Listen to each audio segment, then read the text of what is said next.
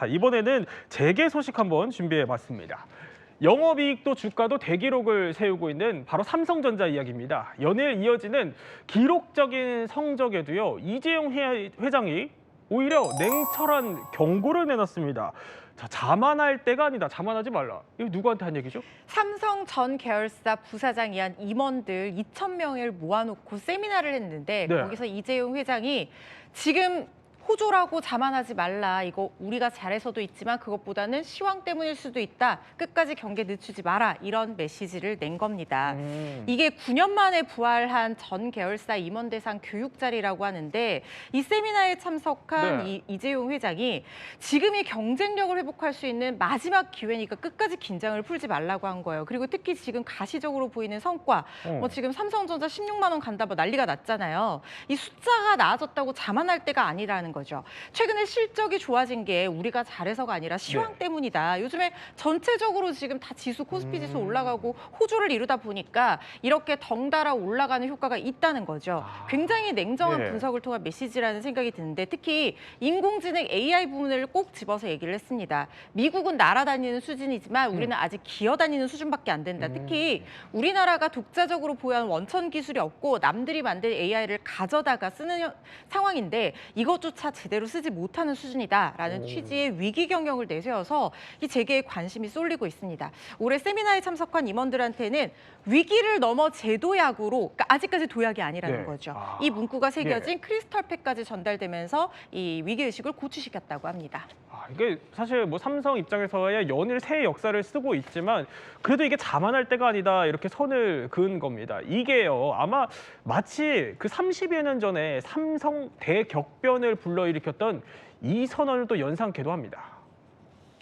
이제는 삼성이 안 변하면은 영원히 국가적으로 1위고 기업으로도 2류 내지 2.56 잘 해봐야 1.56까지는 갈 수 있을지 모르겠다. 극단적으로 얘기해. 농담이 아니야. 마누라 자식 빼는 건 다 바꿔봐. 자, 이게 그 유명한 마누라 자식 빼고 뭐 다 바꿔라 이런 프랑크푸르트 선언이었는데 근데 아까 이제 허준 변호사가 설명한 그 세미나 자리에서 임원 대상 세미나 자리에서 여기서도 이건희 선대회장의 한 선언이 나왔다고 해요? 그렇죠. 이제 마누라 자식 빼고는 다 바꾸라는 이건희 회장의 프랑크푸르트 선언 이후에 또 다른 이제 선언이 나온 겁니다. 그러니까 이재용 회장이 선언이 나온 거죠. 그러니까 이재용 회장은 앞으로 이제 정말 우리가 샌드위치에 아버지의 또 샌드위치론까지 소환했어요. 과거에는 우리가 이제 중국이 쫓아오고 일본을 앞서가는 샌드위치 신세지만 지금은 미국이 원천 기술을 갖고 있고 그다음에 대만은 쫓아오고 중국도 쫓아오는 우리가 포위 형국에 들어가 있기 때문에 굉장히 어려운 상황이다. 그렇기 때문에 사직생의 자세를 가져야 한다. 특히 이제 작년부터 이걸 굉장히 강조를 했는데 이제 지금 이재용 회장의 생각은 이런 것 같아요.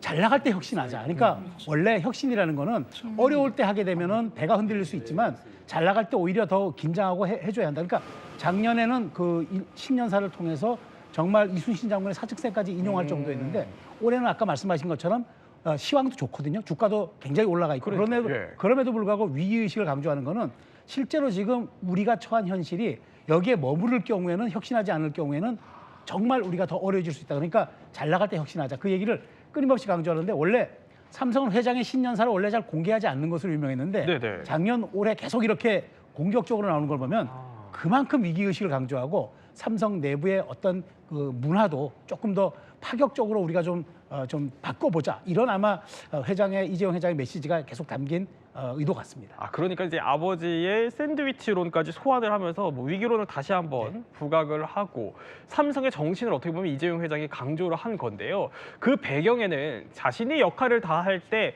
삼성은 삼성일 수 있다. 아마 이 다짐도 있었겠죠. 회장님이 쓰러지시고 난 후 부족하지만 회사를 위해 나름대로 최선을 다했습니다. 하지만 큰 성과를 거두었다고 자부하기는 어렵습니다. 다만 그 과정에서 깨닫고 배운 것도 적지 않았습니다. 제가 그 역할을 충실히 수행할 때 삼성은 계속 삼성일 수 있을 것입니다. 실제로요. 그 삼성과 한 3대가 내세워왔던 그 경영 철학을 한번 정리를 해보면요. 자, 이렇게 사업보고, 경처용, 신상피해벌, 삼고처려. 이 경영 철학만 놓고 보면 제각기 좀 달라 보이지만요. 안주하지 좀 않으려는 그런 자세, 어떻게 보면 좀 더 격차를 벌리려는 그런 자세, 이런 거는 좀 비슷해 보여요. 비슷해 보여요. 사실은 이제 이병철 회장 같은 경우도 있을 때 겸손하라고 그랬어요. 그 잘 나갈 때 겸손하라는 거죠. 자만하지 마라. 네. 이게 근저에 깔려 있고요. 또 하나 뭐라고 그러냐면 그러나 없을 땐 더 당당해야 된다고 얘기했거든요. 그 말은 결국 겸손과 당당함을 균형을 잘 맞추는 게 필요하다고 얘기를 했고, 성공의 순간에도 겸손함을 잃지 말고 어려운 상황에서도 자신감을 가지고 당당하게 행동해야 된다고 끊임없이 강조를 해왔었습니다. 이러한 철학이 결국 삼성 가문, 그 기업의 문화, 리더십의 스타일을 만들었다고 볼 수 있을 것 같은데요. 반면 이제 위기 상황에서는 결단력을 가지고 빠르게 대응해야 한다고 강조를 했어요.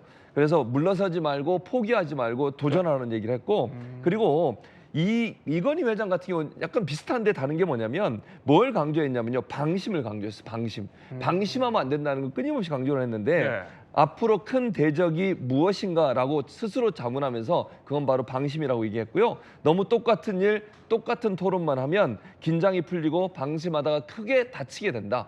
근데 한 번 다칠 수도 있는데 문제는 그걸 고치는 거라고 그랬어요.